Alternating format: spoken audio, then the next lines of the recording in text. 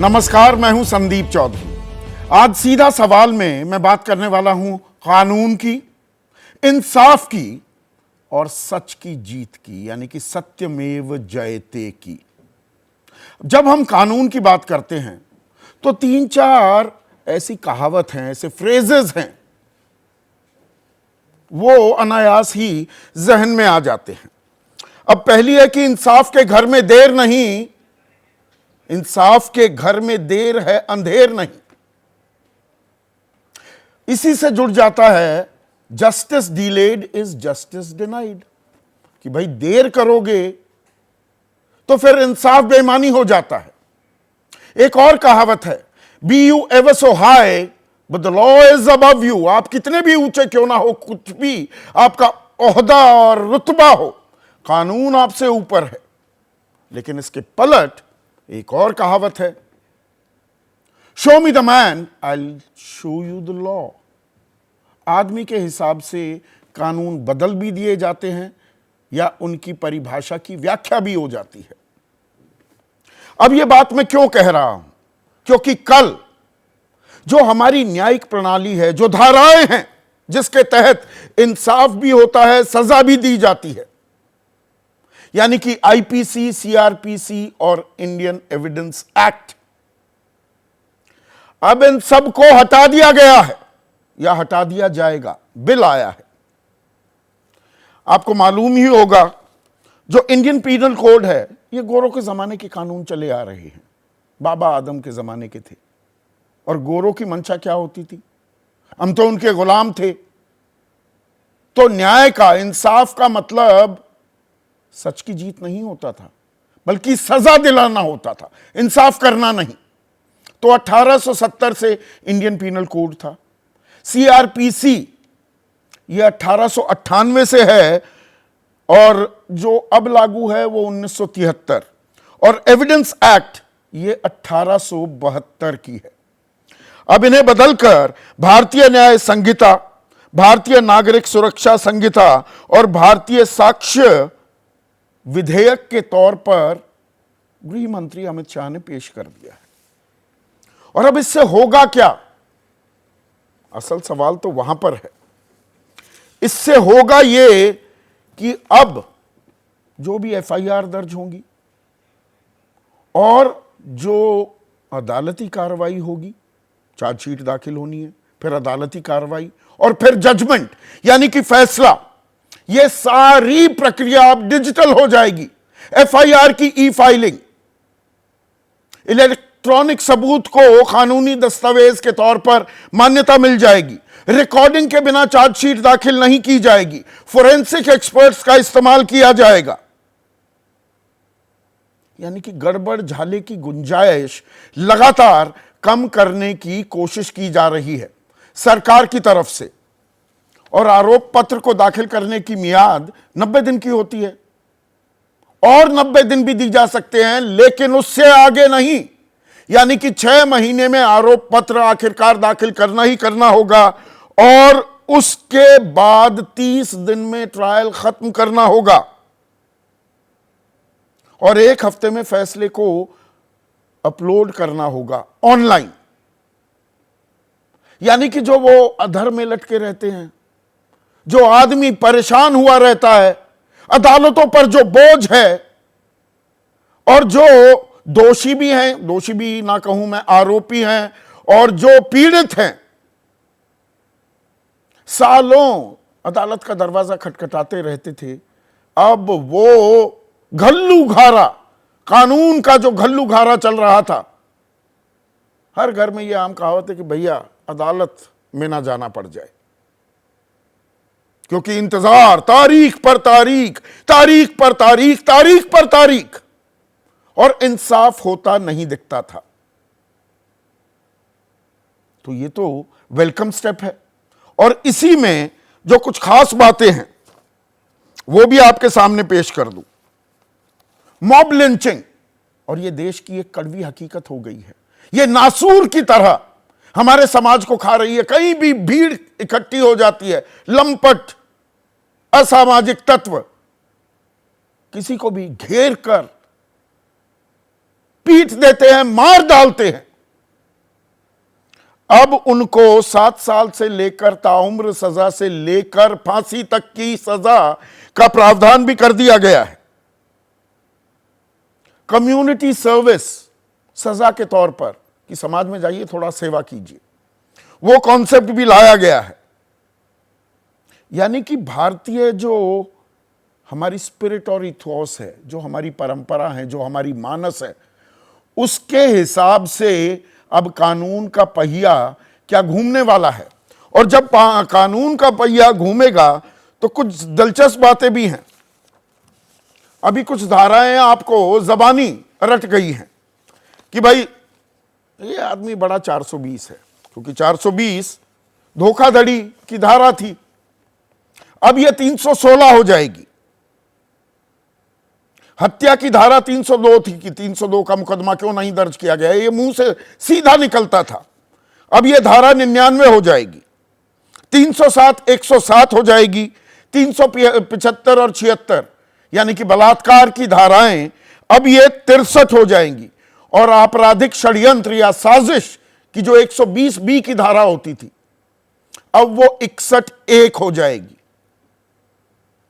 और यहां पर जो राजद्रोह की धारा है 124A, ये 150 हो जाएगी। अब इसमें कुछ और अहम बदलाव भी किए गए हैं, उनको भी आपके सामने रखना जरूरी हो जाता है। गैंग रेप, सामूहिक बलात्कार, एक और समस्या मणिपुर में हमने होते देखा।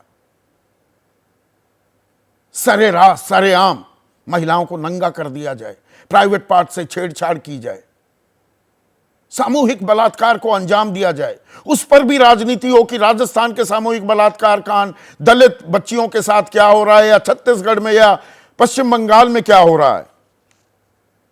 अब इसके लिए 20 साल तक की सजा का प्रावधान, और अगर नाबालिग है बच्ची तो डेथ पेनल्टी यानी कि फांसी की सजा भी सुनाई जा सकती है।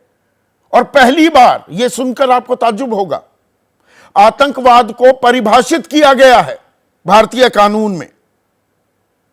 तो सरकार कह रही है सबका साथ, सबका विकास, सबका विश्वास और सबका प्रयास, यह हमारी मंशा है।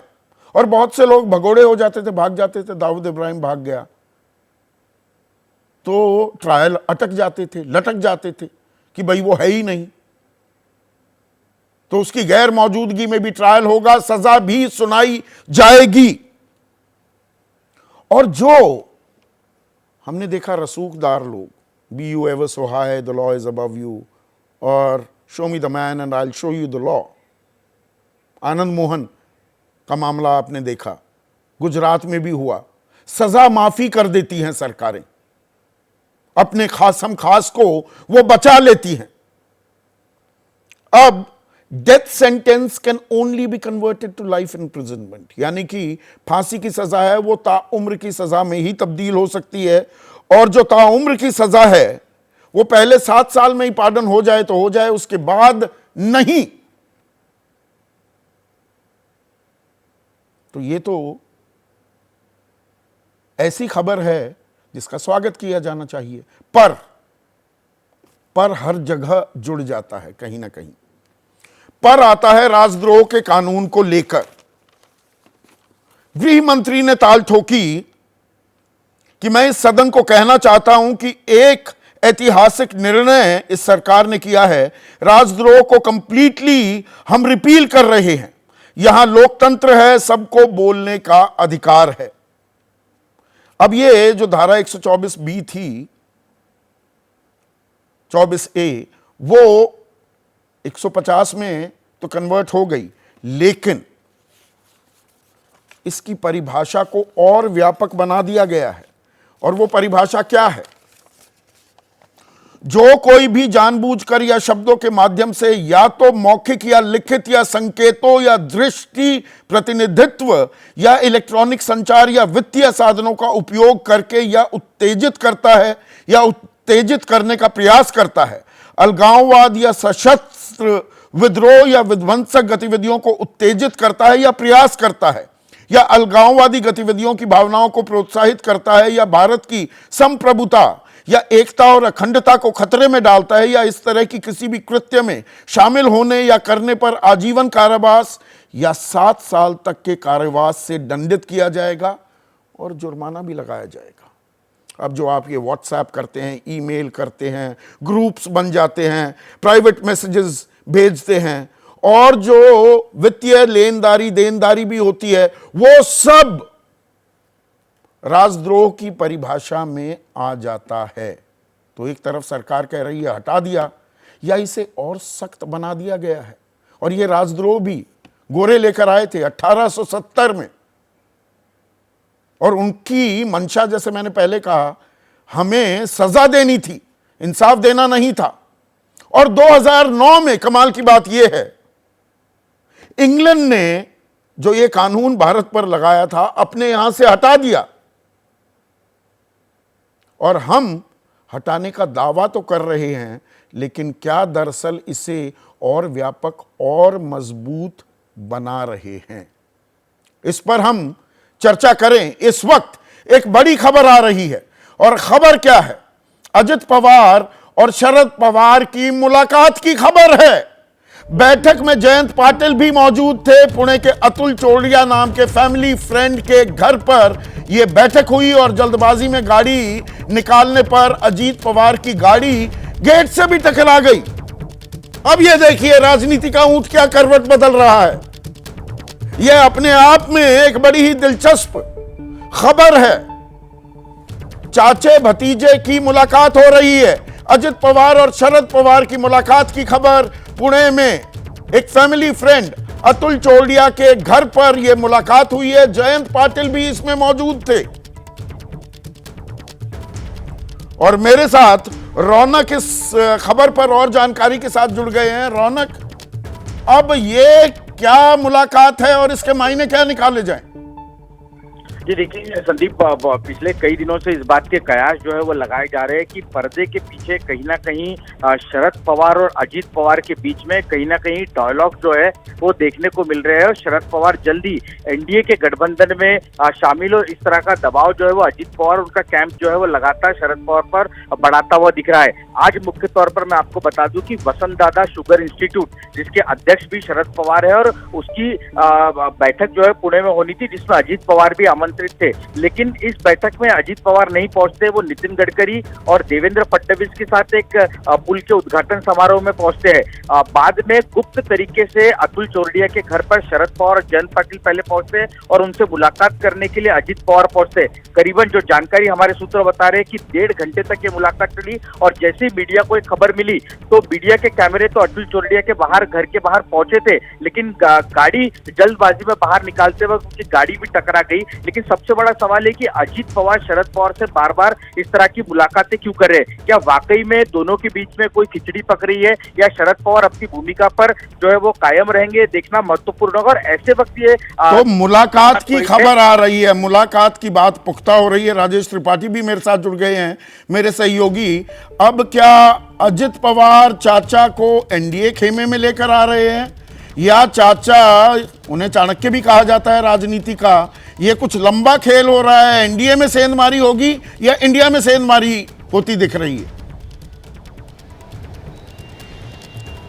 जी बिल्कुल, अजीत पवार जब उप मुख्यमंत्री बने थे उसके बाद भी उनकी एक मुलाकात हुई थी शरद पवार के घर पे। उस वक्त जो है शरद पवार की जो पत्नी हैं उनकी तबीयत खराब थी, उसकी वजह से जब वहाँ पर अजीत पवार पहुँचे थे तो उस वक्त भी एक चर्चा का विषय बन गया था। उसके बाद तमाम लगातार ये कयास लगाए जा रहे थे, और जो राजनीति एक्सपर्ट हैं उन्होंने भी ये बात कही कि चाचा भतीजे के बीच कुछ पक रहा है। और आज जब पुणे में ये मुलाकात हुई है तो इस पर और भी ये संदेह हो गया है कि ज़रूर इन लोगों के बीच में कोई बात चल रही है। और शरद पवार और अजीत पवार की अगर मीटिंग होती है तो एक बात थी, वहाँ पर जयंत पाटिल भी मौजूद थे। ये भी एक बड़ा विषय है। जब वहाँ पर ये देखने को मिला कि जब अजीत पवार निकल रहे थे और मीडिया वहाँ पर मौजूद थी, तो जो तस्वीरें आई हैं गाड़ी के अंदर से, अजीत पवार गाड़ी के अंदर छुपते हुए नज़र आ रहे हैं। पहले ये लगा कि अजीत पवार सो रहे हैं, लेकिन अगर वो तुरंत घर से निकल रहे हैं तो सो कैसे सकते हैं? इस बात से ये तो अंदाजा लगाया जा रहा है मतलब कि अब अजीत कयासों का बाजार फिर से गर्म हो जाएगा। एनडीए और इंडिया दोनों खेमों में हलचल भी बढ़ जाएगी। ये एनडीए में सेंधमारी है, अजित पवार घर वापसी करेंगे या चाचा को मना लेंगे, और भारतीय राजनीति के चाणक्य कहे जाने वाले शरद पवार क्या बीजेपी से हाथ मिला लेंगे। लेकिन पलटते हैं और लौटते हैं सीधा सवाल पर, और हम बात कर रहे थे इंसाफ की, और किस तरह से ताल ठोकी गृह मंत्री अमित शाह ने। और कपिल सिब्बल जाने माने वकील हैं, विपक्षी खेमे के हैं, राज्यसभा सांसद हैं, वो क्या सवाल उठा रहे हैं, पहले उस पर एक नजर। आत्मा जो है वो कानूनों का मध्य बिंदु है, कानून बनाने का। वो अंग्रेज शासन को मजबूत करने की दृष्टि से कानून बनाए गए थे, अंग्रेज शासन की रक्षा करने के लिए कानून बनाए गए थे, और उसका उद्देश्य दंड देने का था, न्याय देने का नहीं था। ये दोनों मूलभूत चीजों पर हम परिवर्तन करने जाए। वो दुरुपयोग हो रहा था, अब कहीं ज्यादा उसका दुरुपयोग होगा, तो आप पुलिस कर्मियों को ज्यादा पावर दे रहे हैं, जो दुरुपयोग हो रहा है वो ज्यादा होगा और आपके इशारों पे होगा। जो सेडिशन लॉ है 124A पीनल कोड का, वो तो हटा दिया, सुप्रीम कोर्ट ने कहा हटाना चाहिए, उन्होंने कहा भी था। अब और ज़्यादा कठोर कानून ले आएंगे, जिसमें इन्होंने कहा कि जो सिक्योरिटी ऑफ इंडिया है, अगर उस पर अगर कोई आंच उठती है तो आप उसके अरेस्ट कर सकते हो। ऐसे में आज का सीधा सवाल, इंसाफ के घर में अब देर नहीं, और राजद्रोह कानून गया या और सख्त और मजबूत हो गया। चर्चा में मेरे साथ बीजेपी की प्रवक्ता, एलएलएम किया है इन्होंने, पहली बार मेरे शो पर आ रही हैं, राखी राठौड़। कांग्रेस की प्रवक्ता और ये वकील भी हैं, Mahima Singh. Two very proud policemen and one of the finest the country has had, Maharashtra के डीजीपी रह चुके पीएस पसरीचा, और आईबी के स्पेशल डायरेक्टर रह चुके यशोवर्धन आजाद, और दो जाने माने वकील के मनन और उज्जवल निकम भी इस चर्चा में जुड़ गए हैं। उज्जवल निकम जुड़ने वाले हैं। के मनन, अब जो ये आईपीसी गया, सीआरपीसी गया, एविडेंस एक्ट गई, क्या कानून में जो देर हुआ करती थी, इंसाफ जो नहीं मिलता था, वो रफ्तार पकड़ता दिखाई देगा? कागज पर तो अच्छा लग रहा है, जमीनी हकीकत क्या होगी, आकलन क्या है आपका?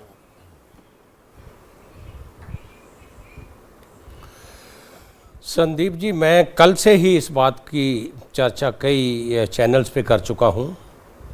सबसे पहले तो मैं भारत के गृह मंत्री जी का ये अभिनंदन भी करता हूँ और उनका शुक्रगुजार भी हूँ कि उन्होंने आईपीसी, सीआरपीसी और इंडियन एविडेंस एक्ट को दूसरा नाम देते हुए एक स्ट्रिंजेंट और आप कहते हो सख्त कानून बनाने का प्रयत्न किया है। अब स्टैंडिंग कमेटी में ये बिल चले गया है, वहाँ क्या क्या उनमें संशोधन होता है, क्या क्या तब्दीलियाँ आती हैं, वो भविष्य के गर्भ में है।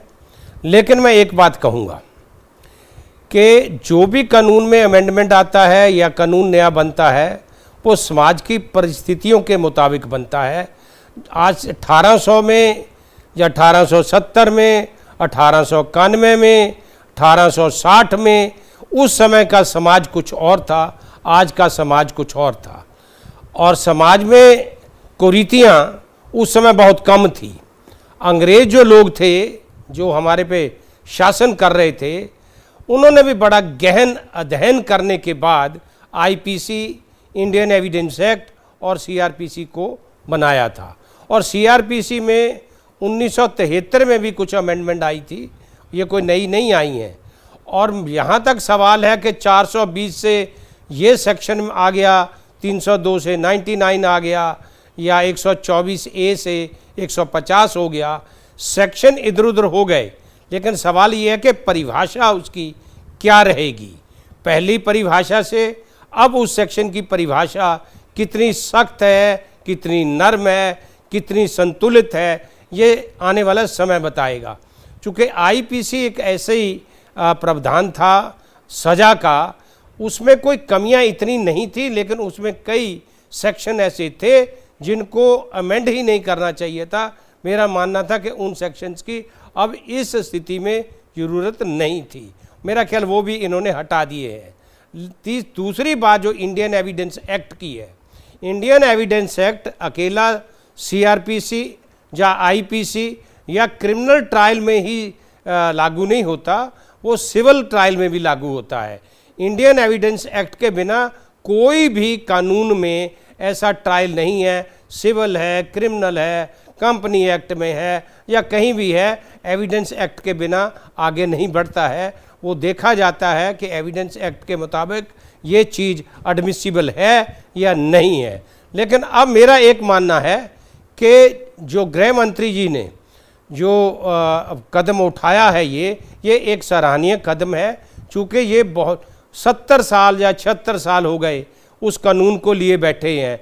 छोटी मोटा थोड़ा बहुत कानून, पोटा भी आया, टाड़ा भी आया, लेकिन टेररिज्म की सही जो परिभाषा थी वो वहाँ नहीं आ रही थी। इसी करके दोनों एक्ट वो रिपील हुए थे। आपने आतंकवाद का जिक्र किया, एक मिनट मनन साहब, और आपने आतंकवाद का जिक्र किया, उज्जवल निकम।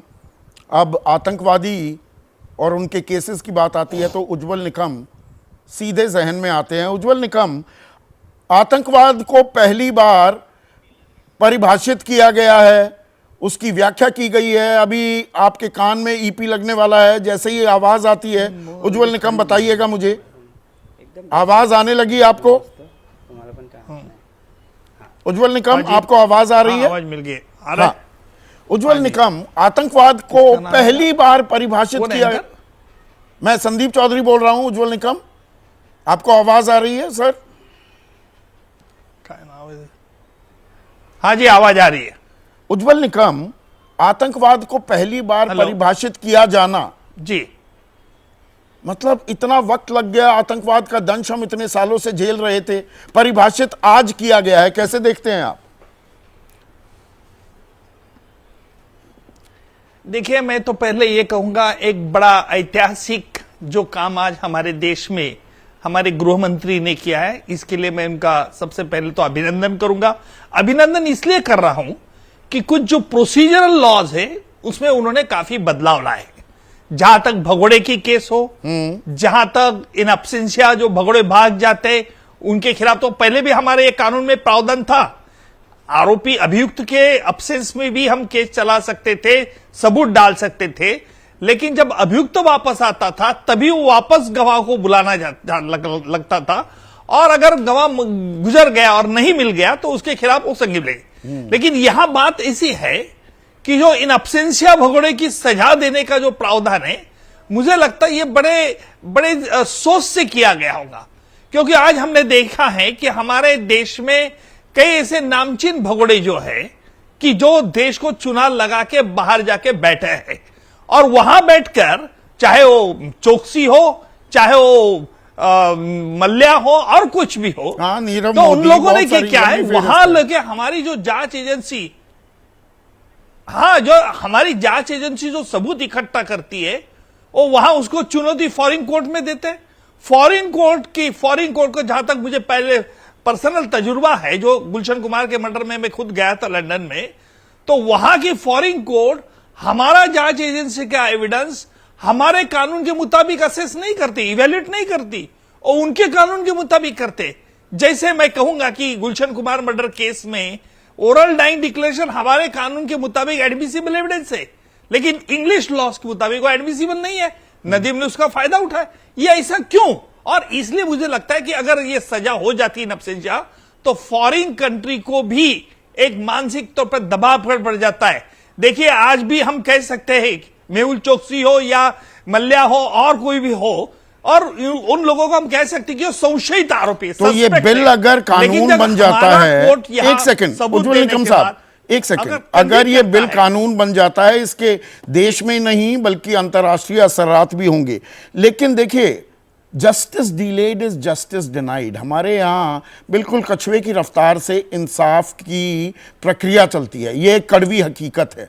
ऐसे में सरकार का ये कहना 90 दिन में आरोप पत्र दाखिल करना होगा, ज्यादा से ज्यादा 180 दिन, और 180 दिन बीतने के बाद 30 दिन में फैसला। कागजों में अच्छा लग रहा है, ये कर पाएगी हमारी न्यायिक व्यवस्था? 90 दिन में नहीं, देखिए 90 दिन में जो हमारे कानून में आज भी प्रावधान है, 90 डेज के अंदर चार्जशीट पुलिस को दर्ज करना पड़ता है। अगर कुछ बड़ा लंबा क्रिमिनल कॉन्स्पिरेसी जैसे 93 का बॉम्ब ब्लास्ट था, वैसे कानून में एक प्रावधान दिया गया है कि चार्जशीट लंबा बढ़ाने की एक प्रावधान है, सप्लीमेंट्री चार्जशीट आप कर सकते हैं। लेकिन hurried justice is a buried justice, ये ख्याल में रखना चाहिए। जो बड़े लॉन्ग रीचिंग क्रिमिनल कॉन्स्पिरेसी के केसेस है, उसमें जल्दबाजी नहीं होनी चाहिए। लेकिन डे टू डे हियरिंग जो है, जो हमारा कानून का एक 30 दिन में फैसला आना, आरोप पत्र दाखिल होने के बाद कोर्ट के ऊपर उसको कंपल्स करना चाहिए। क्या ये हो पाएगा? देखिए, सरकार जो कह रही है वो अच्छी बात है, पर ये हमारे मतलब करोड़ों केस लंबित पड़े हुए हैं अभी अदालतों में। 30 दिन में फैसला हो पाएगा आरोप पत्र दाखिल करने के बाद? असल आम आदमी की परेशानी वही है। नहीं होगा, नहीं होगा, मुझे तो नहीं लगता है। अब इसमें एक और एक सेकंड सर, इसमें एक और पहलू है पीएस पसरीचा साहब। अब ये देखिए भाई, सारा एफआईआर से जजमेंट तक की प्रक्रिया अब डिजिटल हो जाएगी। सर्च और जब्ती के दौरान वीडियोग्राफी अनिवार्य है, रिकॉर्डिंग के बिना चार्जशीट अवैध हो जाएगी। ये सुनने में अच्छा लगता है, इससे पुलिस पर एक अंकुश लगेगा या पुलिस के हाथ और मजबूत हो जाएंगे जब वो गिरफ्तारी कर रही है या एफआईआर दर्ज कर रही है? देखिए, एक मिनट सर, पीएस पसरीचा साहब से सवाल। देखिए, पुलिस पे अंकुश, पहले तो मैं जो नए इनिशिएटिव जो लिया है और जो नया जो बिल आया है, जैसे सबने बोला है, इसका स्वागत करते हैं। बाई एंड लार्ज बहुत अच्छा है, लेकिन 2-3 इश्यूज हैं जिसपे चर्चा करना जरूरी है। एक सवाल आपने खुद ही डाल दिया जो मैं बोलने वाला था और मेरा काम आसान कर दिया। ये जो डिजिटल जो ईमेल के द्वारा जो एफआईआर वगैरह का जो प्रदान किया गया है, उसमें एक बहुत बड़ा इशू आने वाला है। वैसे तो 3 दिन के अंदर उसको एफआईआर आके देना पड़ेगा, साइन करना पड़ेगा, लेकिन जो पहली जो कंप्लेंट है ईमेल में करेंगे तो कई क्रॉस कंप्लेंट्स भी आनी शुरू हो जाएंगी, कई झूठे केसेस भी कई लोग करना शुरू कर देंगे, जिसमें पुलिस को इंक्वायरियां करनी पड़ेंगी, एक सच्चाई पे आना पड़ेगा।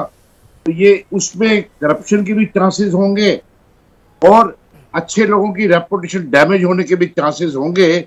वो एक बड़ा उसके ऊपर सोचने की जरूरत है, क्योंकि वो लोग जरूर भेज देंगे। ईमेल भेजनी है, मैंने भेज दी, बाद में अच्छा, क्योंकि हमारे यहाँ पे 3 होता है, जब अगर कोई झूठ बोले तो उसका बी फाइनल किया जाता है। आज तक मैंने तो नहीं देखा कि बी फाइनल जहां किया हो झूठी कंप्लेंट का, उस पर किसी को सजा ज्यादा मिली हो। बड़ी से बड़ी वार्निंग दे दी जाती है। आमतौर पे जो कोर्ट है बोलेगी बी फाइनल विद प्रोसिक्यूशन मत करो, बी फाइनल विदाउट प्रोसिक्यूशन करो। ये उज्जवल निकम साहब भी इसको, I am sure he will agree with me.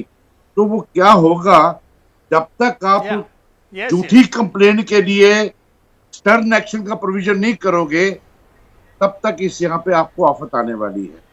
That is 1 point. Second point है, हर चीज डिजिटल होने जा रही है, वेरी गुड, नो हार्म।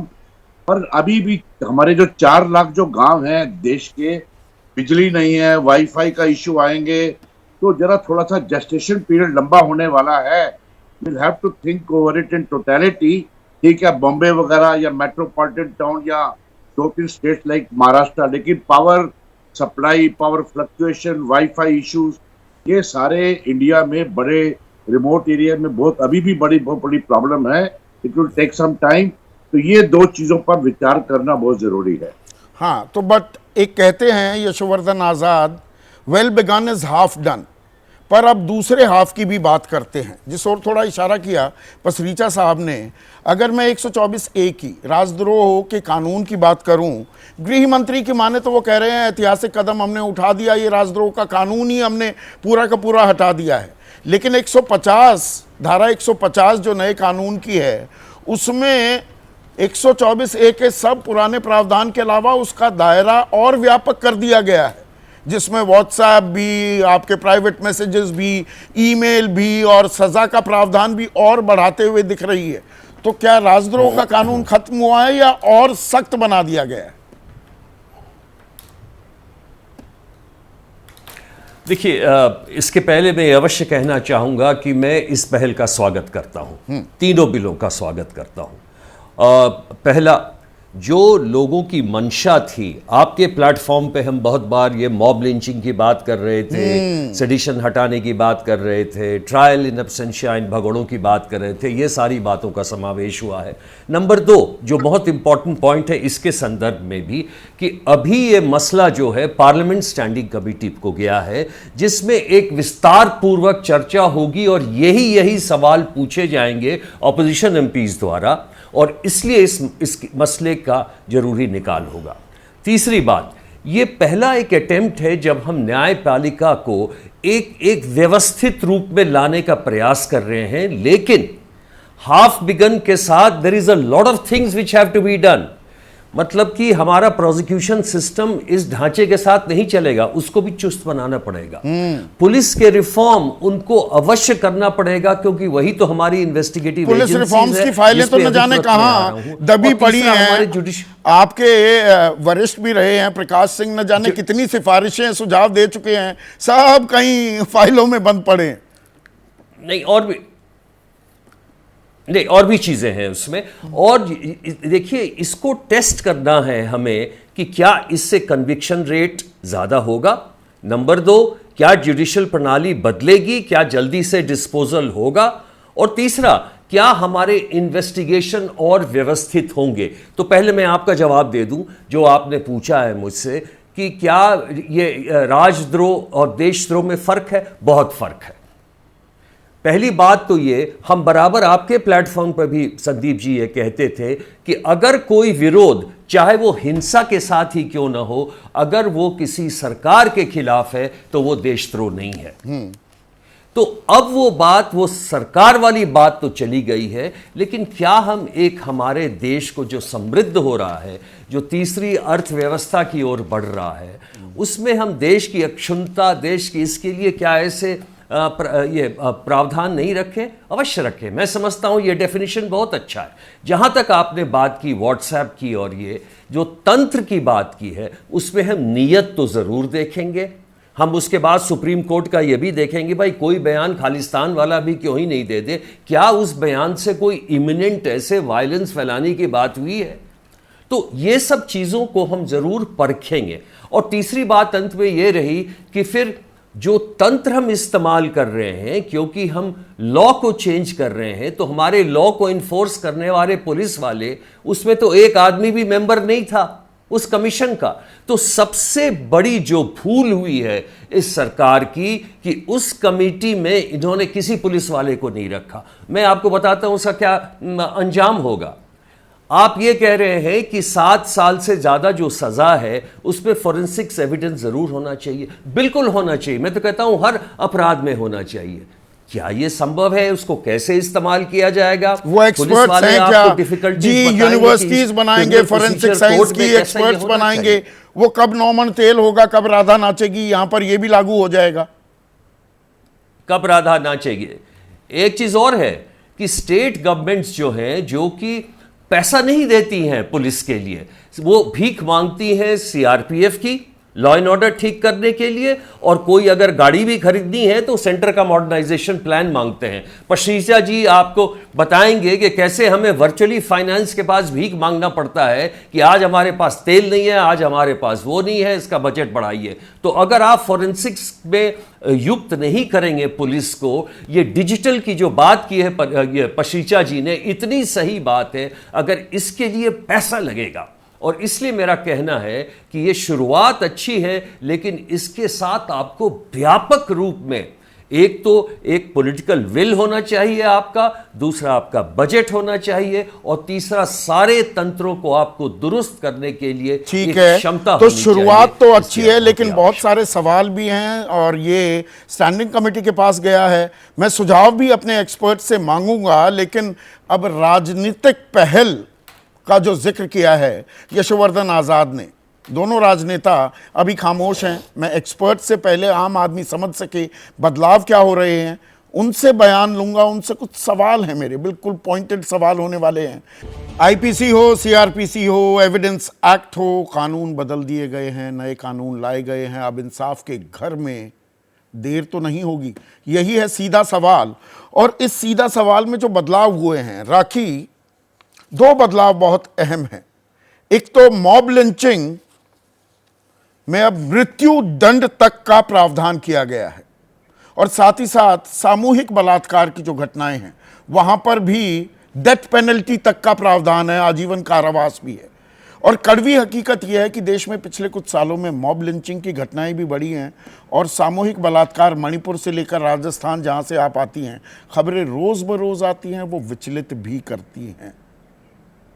तो इसे step in the right direction देखेंगे, या कागज में अच्छा लगता है, जमीन पर उतारना अभी बहुत मुश्किल भी पड़ सकता है, जो एक्सपर्ट्स कह रहे हैं।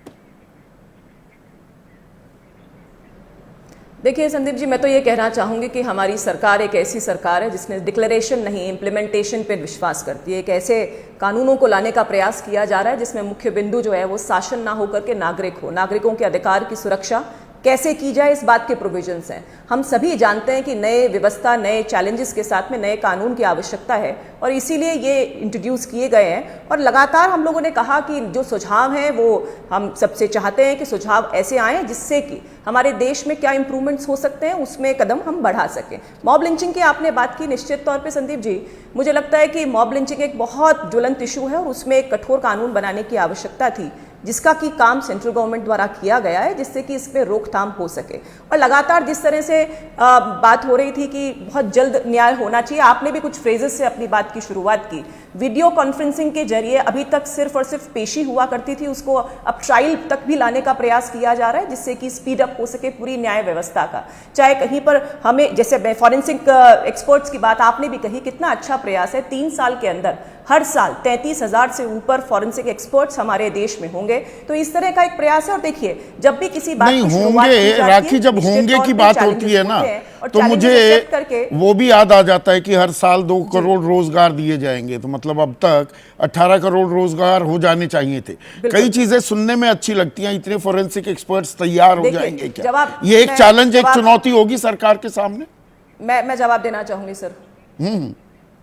बिल्कुल, देखिए मैं आपके 2 करोड़ जो आपने रोजगार की बात की उसकी सबसे पहले जवाब देना चाहूंगी। आप खुद भी समझते हैं कि 2 करोड़ रोजगार, इनफैक्ट इन द सेंस की नौकरियां नहीं हो सकती, लेकिन रोजगार जब 10 लाख करोड़ से ऊपर का इंफ्रास्ट्रक्चर डेवलप होता है तो रोजगार क्रिएट नहीं होते क्या? जब हम 3 करोड़ से ऊपर मकान बनाते हैं, जब हम 11 करोड़ से ऊपर टॉयलेट्स का निर्माण है, 12 करोड़ से ऊपर जल जीवन मिशन के द्वारा हर घर नल पहुंचता है, जब हम लगातार 48 करोड़ से ऊपर जो डीबीटी खाते खोले गए जिनके माध्यम से पैसा ट्रांसफर होता है, तो क्या ये सब के सब, जब हम दूसरे नंबर पर मोबाइल मैन्युफैक्चरिंग में आते हैं, तीसरे नंबर पे कार प्रोडक्शंस पर आते हैं, हमारे यहाँ पे 100 से ऊपर जो है यूनिकॉर्न्स, 90,000 से ऊपर जो है स्टार्टअप स्टार्ट होते हैं, तो क्या रोजगार डेवलप नहीं होते हैं? इसका मतलब सिर्फ सरकारी योजनाएं नहीं होता, हमारे पास बताने को बहुत कुछ है, जैसा पार्लियामेंट। चलिए, अभी रोजगार की डिबेट नहीं है, रोजगार पर भी बात कहूंगी। देखिए, नए चैलेंजेस हैं, नए चैलेंजेस हैं, आप ये मान रही कर रही हैं उसको। एक मिनट राखी, थोड़ा सा आज वक्त की कमी है, चैलेंजेस हैं, लेकिन देखिए ये आप स्वीकार रही हैं और चैलेंजेस हैं, और एक अच्छी शुरुआत है, ये हम भी मान रहे हैं। लेकिन महिमा, इसमें देखिए एक और जो सभी मान रहे हैं सर, और बिल्कुल बिल्कुल महिमा, राजनीतिक फायदे के लिए सजा माफी में कमी का जो इस्तेमाल होता था, वो प्रावधान को भी दुरुस्त करने की कोशिश की जा रही है। तो आप कहते हैं नहीं, पुलिस के पास ज्यादा ताकत आ जाएंगी, पर क्या आपको नहीं लगता इससे कानूनी प्रक्रिया में तेजी भी आएगी, और जो बेजा इस्तेमाल होता था उस पर रोक लगेगी? वो चाहे आनंद मोहन का मामला हो या गोधरा कांड में 11 लोगों की सजा माफी का मामला गुजरात में हो, दोनों तरफ राजनीतिक फायदा या राजनीतिक पैरवी भी इस्तेमाल होती थी सजा माफी में।